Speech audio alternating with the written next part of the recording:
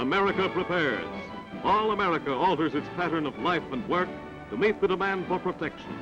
Industry is a double step to supply the sinews of safety, the armaments of war that an embattled world must have if democracy is to survive. Mechanical genius joins with the muscle of millions of men, working to win for the ways of freedom. Freedom to think, to speak, to rise, live, and plan with one's fellow man. America's vast resources are harnessed to the job of being the world arsenal for this and other democracies. Its present-day production of armaments is but a mere fraction of the great job that lies ahead. The flow of production in plant and shipyard gains speed. Vessels of all types, carriers, merchantmen, submarines, slip off the ways in growing numbers.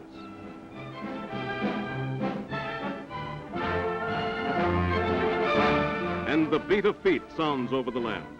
Feet intent on training, on growing fit for whatever destiny holds ahead. Heroes, every one. Heroes by the million. Men who abandon home and vocations that they may be ready to defend democracy if necessary. Sturdy of body, firm in spirit, seamen, marines, soldiers, and flyers. A huge civilian army joins in this great defense program. Rigid, rough work, this training. Actual combat is simulated, conditions met and mastered. No problem that may arise will find these men wanting. Men like these are not to be stopped. No individual, no evasive words or deeds, no group action or selfish interests will be allowed to impede their growing strength, effectiveness, and safety. For it is they who are sacrificing every advantage of civilian life. They who hold the torch of freedom closest. Every division of the Army, Navy, and Marine Corps is rapidly instructed in the modern methods of defense and offense. All America is behind these armaments, supplying an uninterrupted flow of materials for machines of mechanized might.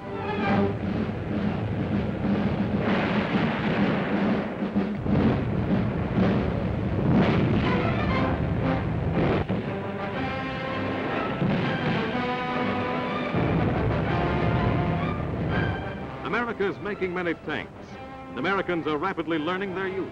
A rough branch of the service, making all the more necessary the intensive training of the day for total preparation against any threat to freedom. In less than a year, miracles are wrought in the production of tanks, rolling fortresses geared to demolish anything in their paths, conquering all obstacles on every nature of terrain.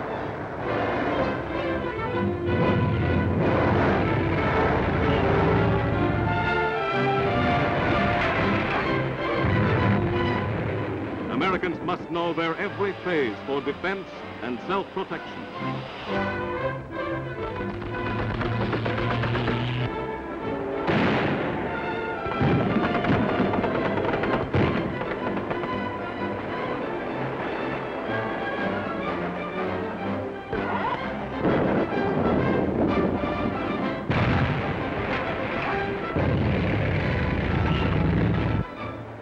The quick spanning of streams with portable bridges for the advance of lumbering, powerful tank corps, forerunner of the infantry, successor to the cavalry, as wars are conducted today.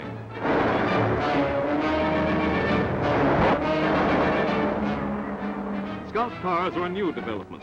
More are needed, more will be supplied.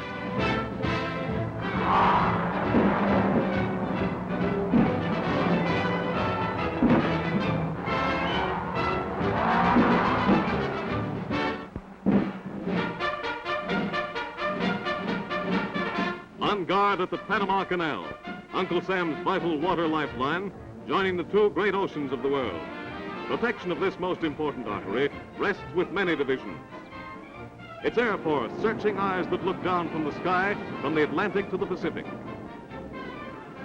Soldiers, sailors, and Marines are trained especially to guard this long, thin link, permitting quick disposition of naval units from one ocean to the other, allowing supply and merchant ships safe passage for their cargoes of war or peacetime.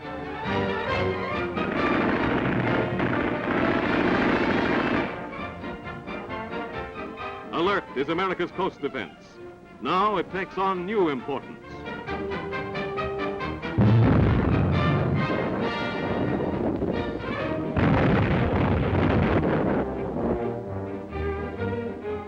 thousands of anti-aircraft guns, and thousands more in production, America's coasts must be invulnerable.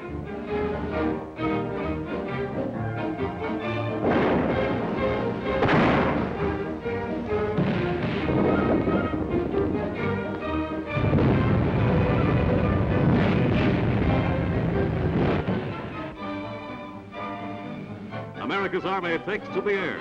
While more and more bombers roll off the assembly lines at high-powered factories, growing air armadas stand ready, guided by pilots second to none.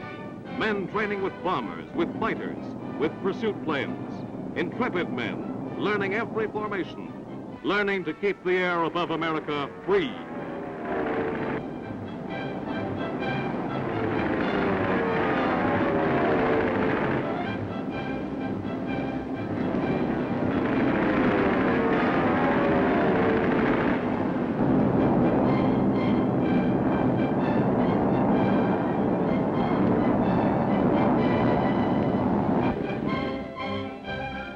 Long before any foreign nation utilized parachute jumping as a practical form of warfare, Uncle Sam's Air Force had perfected this means of offense and of defense.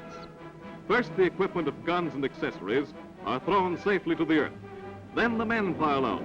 There's a whirlwind descent, then a tug as the parachute opens to glide the men to safety.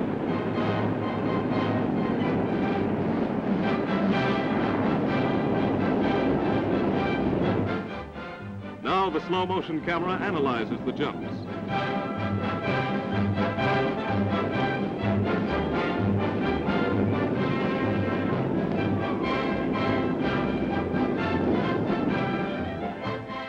For perfect form, the parachutist is expected to land standing on his 2 feet.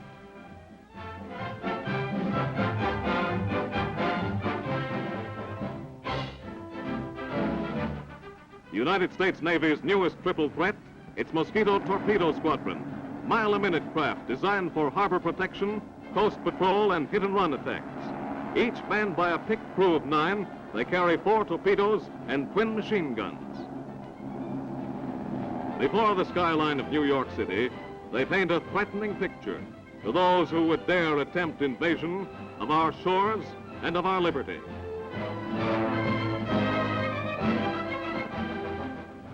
But the fleet is the total hitting might of the United States Navy. Gigantic floating fortresses designed to carry massive guns and deliver their unharnessed fire in defense of the nation's shores. America's call to arms directs a 2-ocean navy of heavy cruisers, destroyers, submarines, and planes. Planes ever growing in effectiveness to find the enemy, bomb him, chase his planes from the air, and observe the fire of their own battleships. The Navy Sky Warship spreads its wings, a huge 30-ton super bomber, a 4-engined monster, fast and formidable.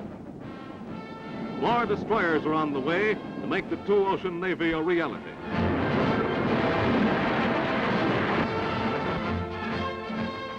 Uncle Sam's Submarine Squadron, $6 million craft that hail a $3 billion program, which delivers a new fighting ship every 12 days. Eyes under the sea, eyes for defense.